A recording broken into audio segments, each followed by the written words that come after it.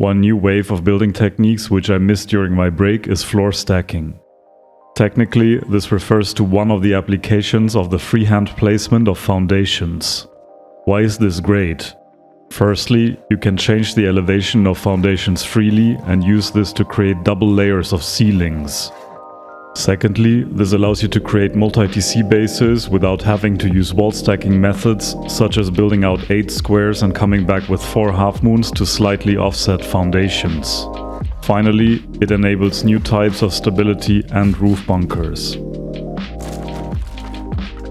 One of the reasons why this is not mainstream yet is because getting the alignment of the freehand placed foundations right is not trivial.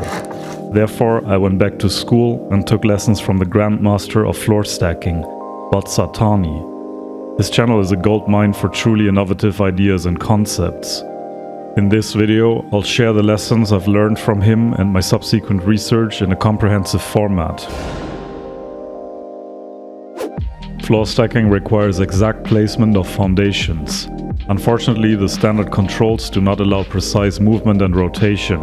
2 hacks can help to increase your placement accuracy.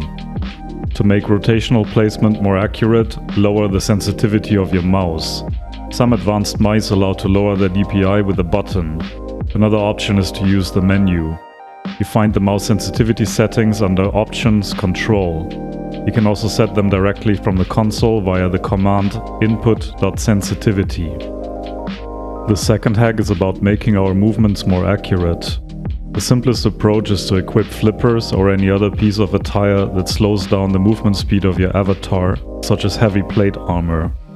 With these 2 hacks, it will be a lot easier to place foundations with the required precision.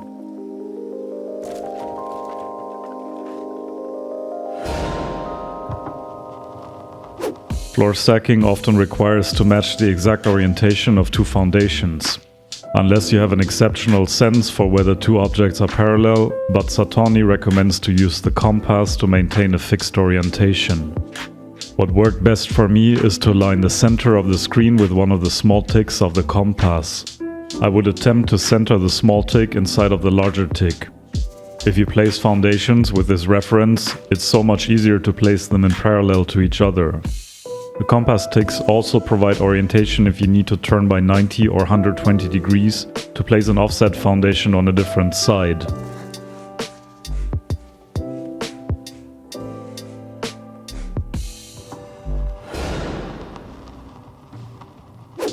One of the key features of freehand placement of foundations is that you can slightly alter the height of adjacent foundations, which allows you to stack floors. If floor stacking is your goal, Budsatawny recommends to use those 2 logs, the small and the big one, on the twig foundations as orientation. As a rule of thumb, you want the big log to be at least as high as the small log. This way you can get 2 floor tiles incredibly close to each other.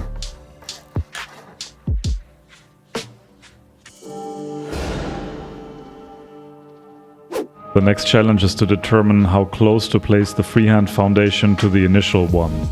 Here, Budsatawny taught me to observe normally built foundations. Equip a hammer and learn where the poles of those triangles are. As you can see, they overlap substantially with the adjacent foundations. For squares, the overlap is less pronounced. Their poles overlap partially. This overlap is what you're trying to recreate if you want the walls to actually connect. For multi-TC bases, you want to create a little bit more space so that the walls do not register as connected. This is the versatile nature of freehand placement.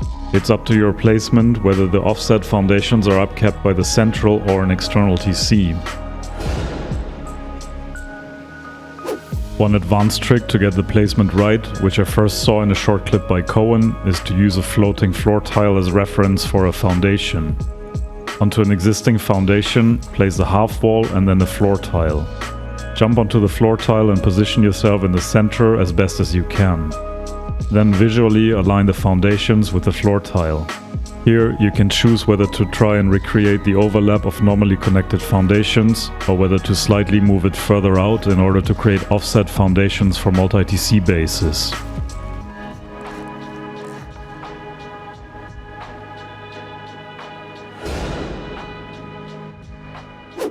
So far, all the approaches I showed you still rely on your skill to position yourself correctly.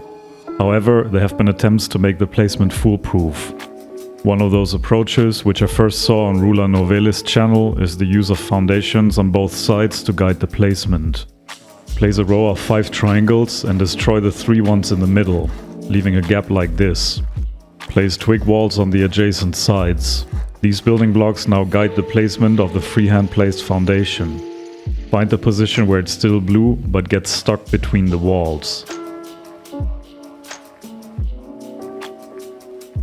You can now place walls at different heights that will stick to the walls next of them. This approach already helps considerably with the placement. An improved version of this method by Salty will allow you to always get the placement perfect, even if you have the most shaky hands. Have your avatar point slightly downwards like this. Turn the mouse sensitivity to 0. Crouch and place a row of 5 triangles.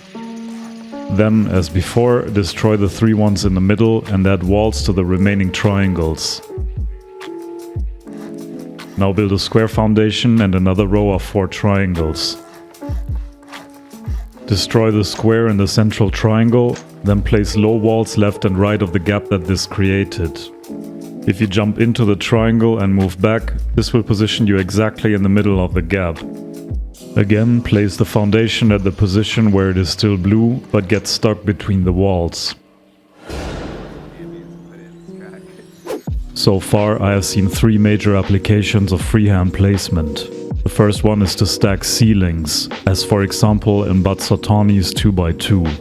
Since its 2 parts are at a different height level, it creates a double layer of ceilings. Another new meta is to build a ring of raised foundations around an existing footprint. This not only allows to have the roof of the base protected by a double layer of ceilings, it also enables new types of peaks.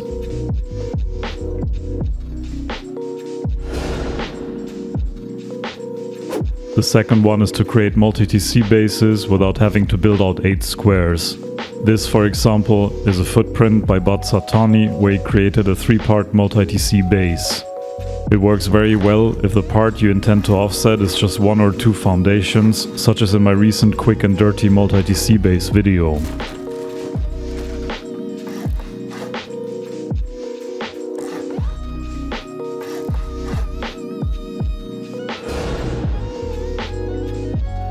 The third one is to create previously impossible bunkers, since freehand placement allows to disconnect the sockets of building blocks. A height offset floor tile will not receive stability from a neighboring wall, which allows to build sneaky new types of stability bunkers. Further, it allows offsetting walls to enable old-school roof bunkers, as seen in a recent video by Viceless Gaming. I hope you found this tutorial on freehand placement helpful. Since I referenced a lot of other builders, I will maintain a list of links in the description. If I got one of the references wrong, please let me know and I will update the list. Take care of yourselves. Evil Wurst out.